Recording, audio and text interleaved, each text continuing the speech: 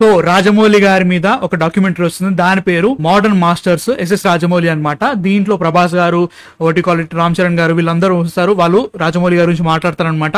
ఇది August 2nd release అవబోతుంది. So దానికి సంబంధించిన ట్రైలర్ వచ్చేసింది. నేను చాలా చాలా ఎక్సైటెడ్. నేనైతే మాత్రం రాజమౌళి గారికి one of the biggest fans అనమాట. నేను I still believe he's the pride of Indian cinema. మన తెలుగు సినిమా ఖ్యాతిని ఇంటర్నేషనల్ లెవెల్లో పెట్టారనమాట ఆయన. సో ఆయన గురించి ఒక డాక్యుమెంటరీ వస్తుందంటే ఖచ్చితంగా చూసేయాలి కదా. సో ఫస్ట్ ట్రైలర్ చూద్దాము. August 2nd నాడు ఓటి కాలిట్ అది వచ్చేస్తుంది, అప్పుడు చూసేద్దాం అనమాట. సో ఐ థింక్ అది అందరం కలిసి చూద్దాం డిస్కార్డ్ లో, ఓకేనా? Without any delay let's watch modern masters S Rajamouli trailer 1. I want to tell an incredible story. I just want people to get invested in the movie.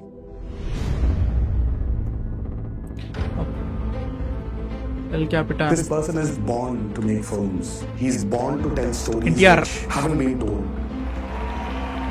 I never met someone like that. It's a mad person, that's all. He certainly has the respect to be able to do anything and work with James Cameron. Sometimes I'm shocked. I see myself as a third person when I see his films, when I'm working in it.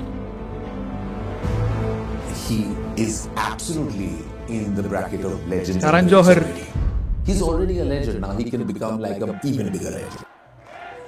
What is the headache of working with Rajamouli?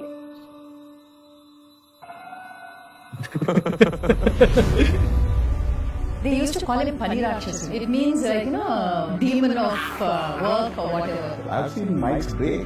I just hope it was not one of my properties there when I visit with him.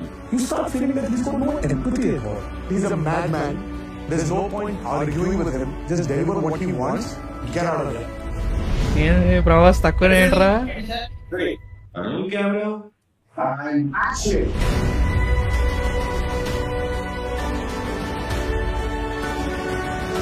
ఈగ come on Eega. Yes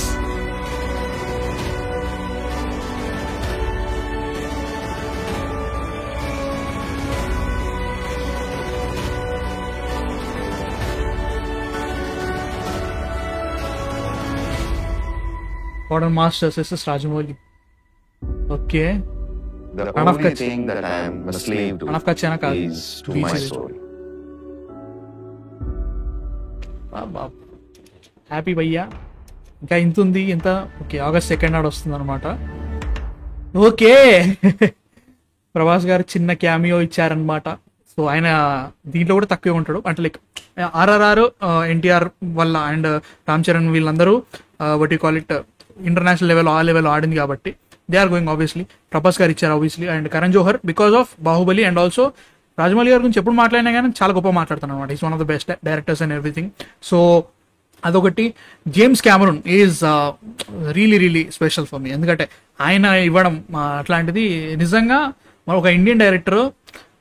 Avatar 1 and 2 అందులోను మళ్ళీ Titanic లాంటి గొప్ప సినిమాలు తీసిన director మన director గురించి మాట్లాడుతున్నప్పుడు, మన డైరెక్టర్ గురించి పొగుడుతున్నప్పుడు ఇట్ వాజ్ లైక్ వేరే లెవెల్ ఫీలింగ్.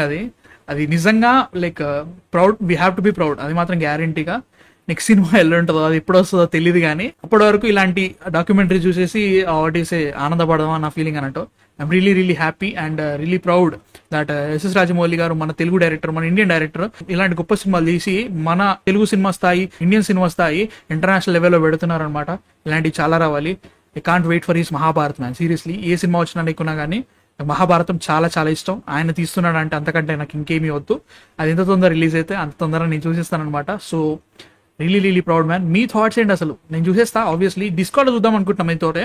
సో సబ్స్క్రైబ్ కొట్టేసేయండి దీనికి. సో ముఖ్యంగా రియాక్షన్ చేయాలని కానీ డిస్కౌంట్ చేయడమే బెటర్. సో మీ థాట్స్ ఏంటి చెప్పండి కింద కామెంట్స్లో. And yeah guys, I'm really really happy about it.